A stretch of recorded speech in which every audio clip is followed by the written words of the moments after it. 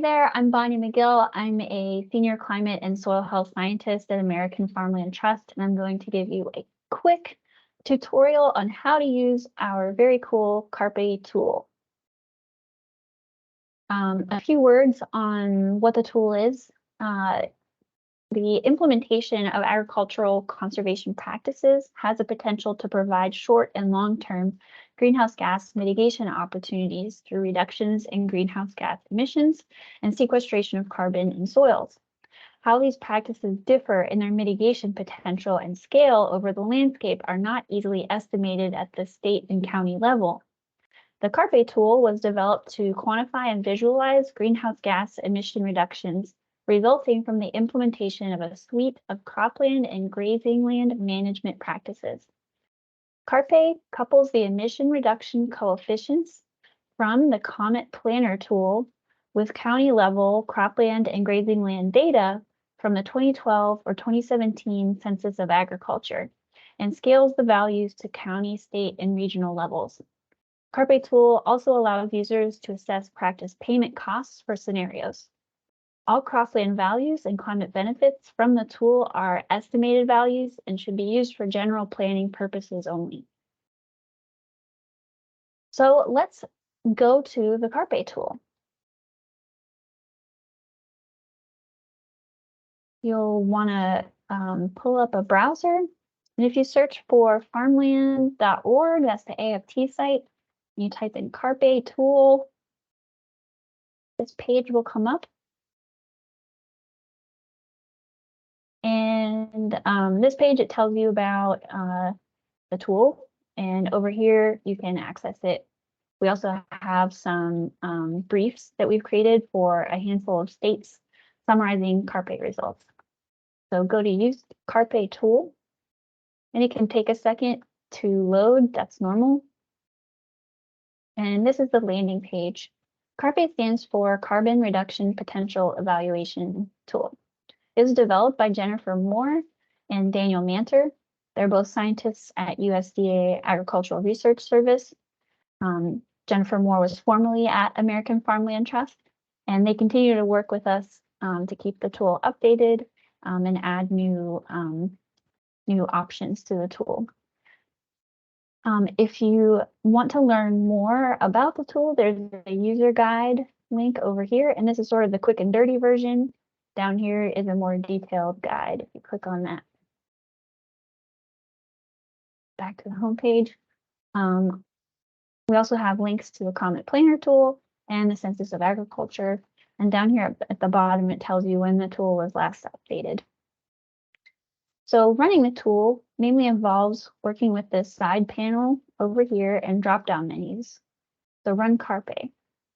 The first part is to filter the data. And the first option there is by year. So you can choose between the 2012 and 2017 Ag Census. And I usually skip choosing year because it automatically has it set at 2017. When the 2023 census results come out next year, in 2024, we plan to update CaRPE with those results. Then you go to location. You can choose location. Here, all these drop downs are for different states by region. You can select the whole region. You can also select farm resource regions, and those are by county. So you can see, what the map of the regions are over here. We could just select Heartland if we wanted to. Also over here, you have the option of pool data by counties, states, and regions. I usually just leave it at counties because it gives you the county data. It also gives you the summary for the state and region. And it doesn't like slow down the processing usually too much. So let's choose what we want. I usually work at the geographic region. Let's take a look at the I states in the Midwest. And management info is the next part. So you can choose between cropland management and conversion and grazing land management and conversion. And you can look at the practices by clicking here. Any link that's going to take you out of CaRPE tool, I recommend right-clicking and opening in a new tab. Otherwise, if you hit the back button to come back to CaRPE tool, you have to start at the beginning, which isn't that bad. But so the page that opened is a page from the Comet Planner documentation, and this is describing cropland management and the conservation practices included there. So that's nice that that's there. And then you can choose acres of interest, total cropland acres, commodity specific acres, and fallow / idle acres. Why would you choose these different options? So I usually leave it at total cropland acres because that allows us to see for the practices that are asked about in the ag census. Those are only asked about for cropland acres. It's not divided out by specific crops, like how many corn acres had cover crops. That's not in there. So it's by total cropland acres. So by leaving it there, I can see adoption data. I can choose commodity specific acres. So then this commodity option appears on the left. And so say I am interested in corn, and I think soybeans are under oilseed, corn and soybeans. Then when I come back here and I'm at commodity specific acres, it's important to point out that this is not going to give you different CO2 emission estimates because of the crops. This just allows you to narrow down to the number of acres within a county that we're growing that commodity in 2017. But that can be useful for different things. So let's go back and put it at total cropland acres. Then you have practice. You can actually leave this at no and go ahead to visualize data. And you have maps, a table, and state summary that appear. And so the results, we didn't run a scenario, we didn't change any adoption rates, but you can choose what color scheme you want for your map. You can zoom in on your map. You can click and drag it and move it around. You can add major roads and cities. You have your legend over here. The second dropdown shows you the types of maps available. So these are all data from the ag census made into a map. NT stands for no-till, RT is reduced till, IT is intensive till, UT is unknown tillage, because the total number of tillage acres reported in the ag census don't add up to the total number of cropland acres. So we're always left with this difference called unknown tillage. Then we have cover crops and tillage as percent of acres. I like to look at those instead of just the number of acres so that you can compare by percent. Otherwise, it might look like a county like Champaign has a lot of acres in a practice, but it might have a lower percent if you don't look at the percent because it's a bigger county. So that's that. And we also can look at the table of results. I forgot to show this arrow button here that allows you to download the maps as well as a plain image. Then the table, it also has an export table option. You get a CSV of your results. Basically, this is all these columns are the different maps that we just looked at. And it gives you the results for the region. Remember, it's just the 3 states we chose. It's not all of the Midwest. And it gives you the total for the states and the number of counties in parentheses. And then if you click that drop down, it gives you the county data. And then because we chose a couple of states, this state summary is kind of nice feature to summarize all the state data in one place. And giving you those different totals by state. But the cool part, and maybe the part we're all here for, is if we go back to practice and say, yes, we want to evaluate a conservation practice. So here you get this new drop down to select a conservation practice. So here we chose cropland management. So we have cover crops, conservation crop rotation, mulching, these kinds of things. If we go back to management info and choose grazing lands management, the options here become different. Organic nitrogen application, prescribed grazing, rain planting, silvopasture. If we're ever not sure what this practice name means, again, we can right click, open a new tab. We have a page from Comment Planner or many pages. And this is describing we were looking at organic nitrogen application, which is part of nutrient management. Here's the conservation practice standard for that. Okay, so let's go back and say we want to do cropland management. And let's just look at tillage because it's kind of complicated. First, you have to make some assumptions about the 2017 adoption reported in the Ag Census. So we need to know for what was reported as intensive tillage. For what was reported as no-till, what percent of that was converted from intensive till and what percent was converted from reduced till? Because as you can imagine, the climate benefit of going from reduced till to no-till is smaller than going from intensive till to no-till. And these sliders that you choose, and as you can see, they are a reflection, they complement each other. Then if you want to run a new scenario, you choose what percent of the 2017 reduced till acres you want to convert to no-till. Maybe you're only interested in converting intensive till to no-till or reduced till. So I'm not really concerned with reduced till. Let's say I want to take 25% of the intensive till acres and convert them to no-till only. So I don't really care about reduced till. So I'm going to put my intensive till. They're all going to go to intensive till, none of them to reduced till. This is my scenario. Then you can also play around with the unknown tillage acres if you want to, or you can leave that at 0. Unfortunately, you have to run the way CaRPE is set up currently. You can't run multiple practices at once. So you would need to run through this for tillage management and then separately if you're interested in cover crops as well.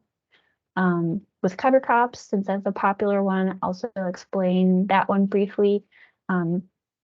We also have to make some assumptions for the 2017 adoption, and that's about what percent of the cover crop was in a legume cover crop and what percent was in non-legumes, because they have different emission reduction coefficients.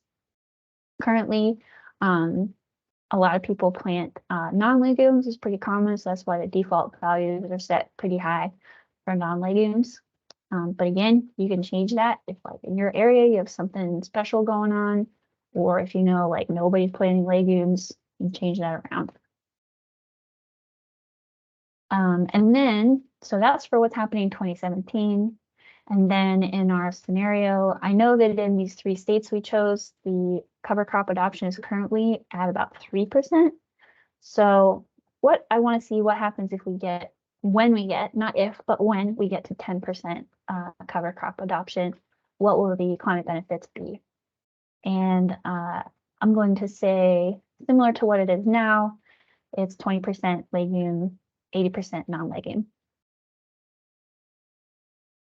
If you're interested, you can then go to the estimated cost part, or you can skip that. But what this part allows you to do is set a specific price for the different practices you're using, and it's in dollars per acre.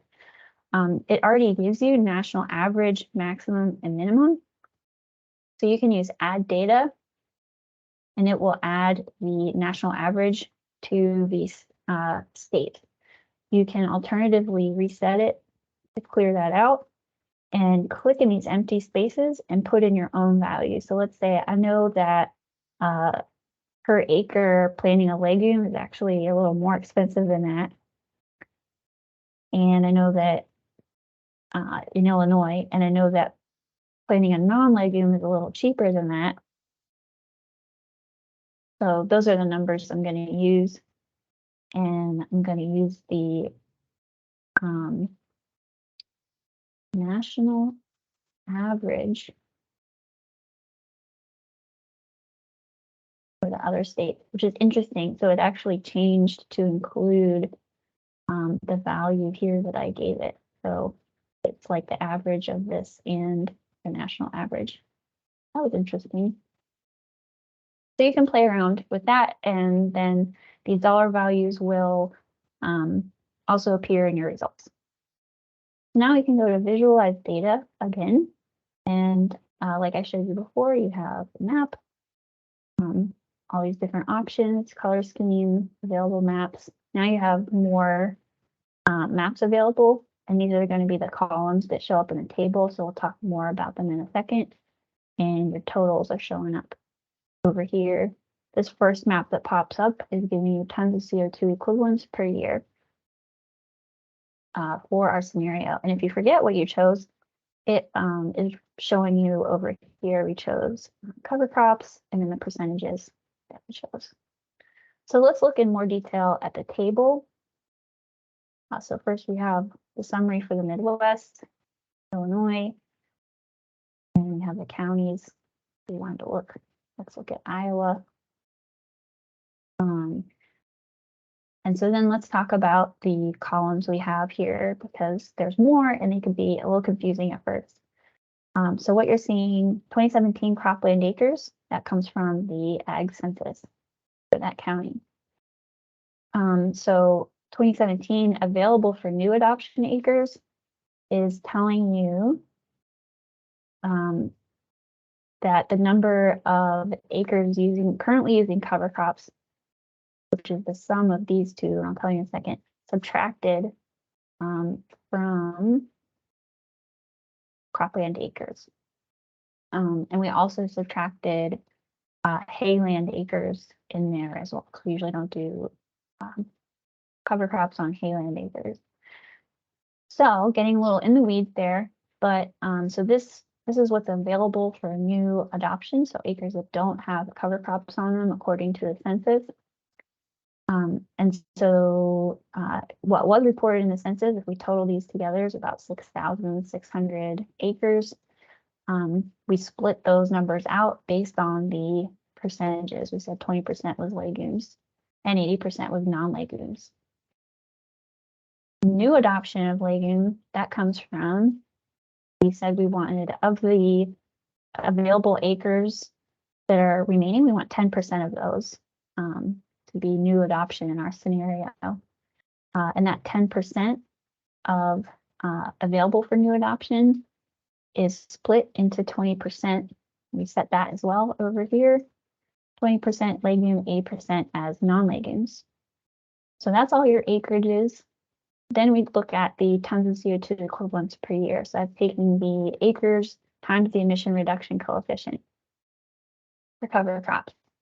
So 2017, that's saying we know how many acres of cover crops we have. We made an assumption about how many were legumes, and we calculated the climate benefit from that practice. If these many were legumes, and if these many were non-legumes, this is how much, sorry, if these many acres were non-legumes, this is how much CO2 equivalents per year would be reduced. So 2017, that's your key to something from the census. New adoption of legumes and non-legumes comes from that 10% of available acres. And here's the benefit of those. Moving across, we also have the dollars. So remember we put that in, put some information there, an estimated cost. If we had not entered anything there, these columns do not appear.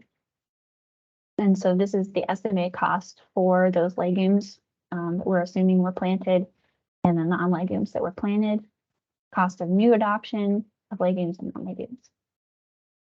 Our scenario acres is the sum of new and 2017 adoption. Let's see if that works out. So we have about 6,600 adoption from 2017. New adoption is another 3,000, so we're about 9,000 plus 11,000, so we're about 20,000 for all of these acres.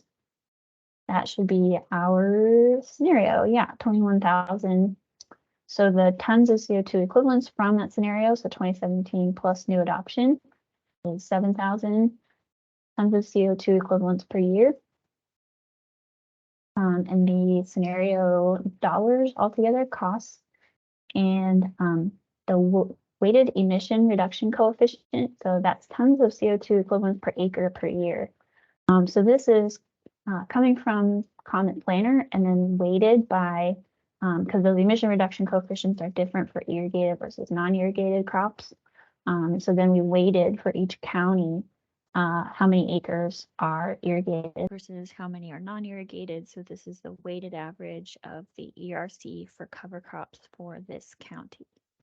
So you could take this number times the acres to come up with the tons of CO2 equivalents per year yourself. And it's kind of neat to look at that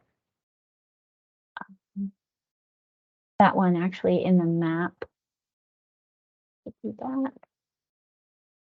Scenario weighted emission reduction coefficient. So you can see, because those are based on soil type and climate.